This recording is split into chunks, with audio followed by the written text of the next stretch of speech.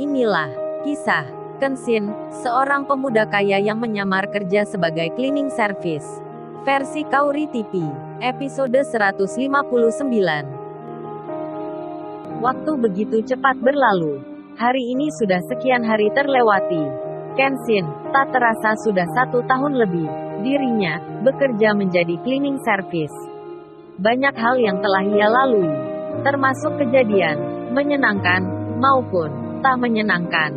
Kaori, wanita cantik yang ada di tempat ini, datangnya pun tak jauh beda dengan Kenshin. Hanya terpaut beberapa hari. Namun, di awal mereka pertama bertemu, sudah ada kesan dan cerita yang begitu bermakna. Siang ini, Kenshin berada di belakang ruang kerjanya, tempat khusus untuk pekerja cleaning service. Kenshin beristirahat sejenak, sambil ia menata alat kebersihan yang baru saja digunakan. Tak lama kemudian, ia pun berjalan lagi, mengitari halaman ruang yang ada di bagian depan. Para karyawan ataupun pegawai kantor yang melihatnya, seperti biasa, masih ingat dengan pesan yang lalu, harus bersikap sewajarnya. Ketika Kenshin ada di antara mereka, Kenshin pun juga sama, melakukan pekerjaan seperti hari-hari sebelumnya. Di saat yang sama, keluarlah 2 orang wanita dari dalam kantor. Setelah sebelumnya, mereka itu adalah wanita yang memfoto Kenshin. Rupanya, meeting tentang kerjasama itu akan dilakukan setelah jam istirahat selesai. Mereka itu pun kemudian berjalan bersama, melihat-lihat pula kondisi di perusahaan ini. Kaori sendiri saat ini sudah ada di kantin bersama teman-temannya. Ia makan siang di sana. Sementara di tempat lain, Rena dan Niken telah selesai bicara. Mereka pun memutuskan kembali lagi ke ruang sebelumnya. Begitu pula dengan Ririn, yang masih nampak sibuk. Sesuatu hal pekerjaan yang tak pernah ia jumpai di waktu sebelumnya. Maklum, Ririn memang kini sudah naik jabatan. Tanggung jawabnya pun sudah menjadi besar. Namun, ia dihormati oleh banyak orang, termasuk beberapa pegawai yang di waktu lalu pernah meremehkannya, pernah merendahkan dirinya. Apalagi saat-saat dirinya ada bersama Kenshin. Ririn kini bukan pegawai biasa, melainkan seorang wanita yang ditunjuk khusus oleh kantor pusat. Dirinya diberi amanah sebagai pengawas utama dan juga pengelola semua hal yang menyangkut tentang keuangan di perusahaan ini. Hal itu dilakukan lantaran sebelumnya banyak pegawai di sini, terutama para pemilik jabatan, yang kebanyakan semuanya masih dikendalikan oleh pemilik perusahaan yang lama. Karena hal itu, Ririn pun kini membenahi, memperbaiki di segala segi. Begitu pula dengan yang lainnya. Lantaran hal tersebut tak mungkin dikerjakan sendiri. Perusahaan pun membutuhkan beberapa orang lagi yang cakap dalam bidangnya dan bisa dipercaya. Kebetulan, di waktu yang kemarin, ayahnya Kenshin melihat si Rena, yang tak lain seseorang yang pernah punya masalah dengan anaknya itu. Namun kini sudah menjadi teman.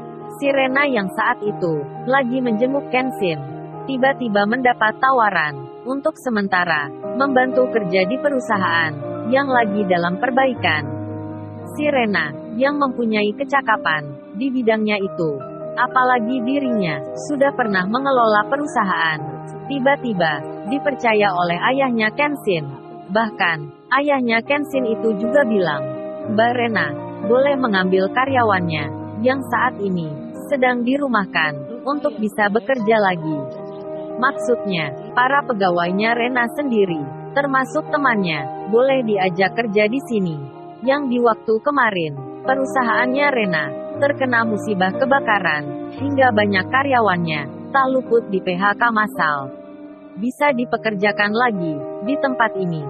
Tentu saja hal itu suatu keistimewaan, kepercayaan yang begitu besar untuk dirinya. Makanya, si Rena pun kini mempelajari segala sesuatunya. Ia bertanya banyak pada Niken dan juga yang lainnya. Setelah kesana kemari, mendapatkan beberapa informasi, si Rena pun kemudian harus menemui seseorang lagi, yang dari tadi memang sengaja Niken tak bercerita ke dirinya.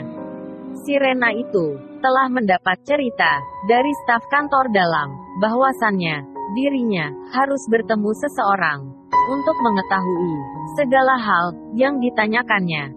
Karena pegawai itu yang kini menangani tentang pertanyaan Mbak Rena ini. Lalu, seorang yang ditanya tersebut menunjuk sebuah tempat ke arah sebelah utara, ruang kantor admin yang baru. Niken yang mendengarnya langsung mengerti siapakah orang yang dimaksud itu. Kemudian, ia pun bilang pada temannya, "Aku tahu tempatnya. Ayo kita ke sana." Niken pun dengan berat hati, sedikit agak menahan malu, ia bersama Rena menuju ke ruang tempat kerjanya, Ririn. Di lain tempat, ada di perusahaan pula, Yudis, yang baru saja mendapat pesan tentang keberadaan Kenshin. Bersama temannya, ia membuat rencana.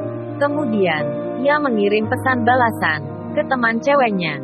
Yudis itu berkata, "Hei Mei, sementara ini, lu samperin aja cleaning service itu, lu tanya-tanya, sekalian lu godain, lu rayu-rayu, bilang aja, kok masnya cakep ya, pasti dia bakalan tinggi hati, lu dekati dia, sambil lu gali-gali informasi.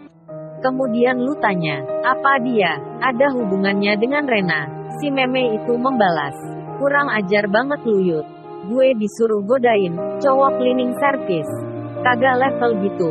Tapi berhubung lu itu bos gua, oke lah gua lakuin. Tapi lu bilangin ya ke cowok gua, jangan cemburu kalau gue entar dekat dengan cleaning service. Hei hei hei." Si meme membalas dengan bercanda. Setelah terkirim pesan itu, tak disangka mereka berdua tiba-tiba melihat seseorang yang baru saja dibicarakan.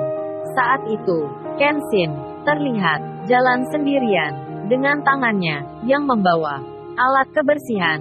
Mereka berdua pun memperhatikan dan tentu saja bersiap akan menghadangnya. Lalu, bagaimana kisah selanjutnya? Subscribe channel ini untuk episode berikutnya.